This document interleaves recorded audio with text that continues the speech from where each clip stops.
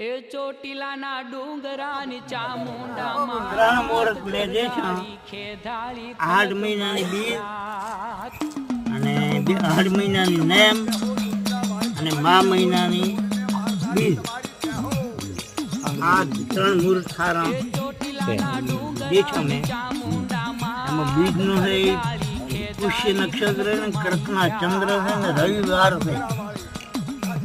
ઉત્તમમાં ઉત્તમ જેમ બધા માણસોમાં રાજા મહાન ગણાય એમ આ દિવસ મહાન ગણાય જેમ સિંહ બધાથી બળવાન ગણાય છે એમ આ બીજ ને રવિવાર છે એ બળવાન ગણાય અને